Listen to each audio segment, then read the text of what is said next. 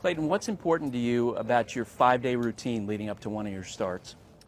I think just consistency. I think that's probably the most important thing. Every starting pitcher is going to have a little different as far as what they do in their routine. But for me, if I'm able to kind of do the same things every 4 days leading up to that start day, then if I stink or if I don't pitch well that 5th day, at least I know that I've done everything that I possibly could to be ready for it, and there's no excuse. I just didn't pitch well.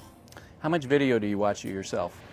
Yeah, I don't watch much video myself. If somebody sees something mechanically that they might want to tell me about, I'll watch it with them. But as far as like going back over game tape and seeing what I did well or what I didn't do well, I don't really do much of that. I like watching the next team I'm facing, and I like watching other left-handed starters, guys that I think kind of and I pitch similar to, maybe like Cliff Lee or Gio Gonzalez or, Cole Hamels minus the changeup or things like that, that I kind of like to watch. Why don't you watch video yourself?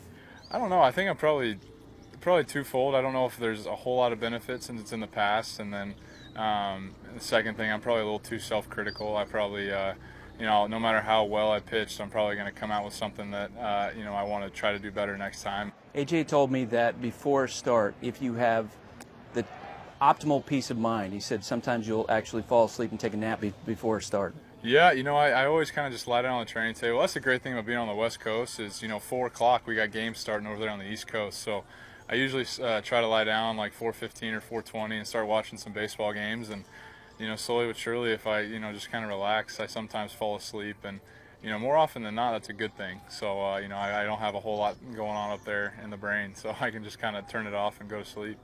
How important is team chemistry? That's a good question. I don't know, to be honest. I think winning solves a lot of those problems. Last year we had a lot of fun. We had a great group of guys, and but we were struggling early, so it wasn't that much fun to go to the clubhouse, and it wasn't that much fun to, it's no fun to lose. So, and then you turn it around, and then all of a sudden everybody's having a great time, and team chemistry is great. So, winning brings team chemistry, in my opinion. So, you win, we're going to be okay.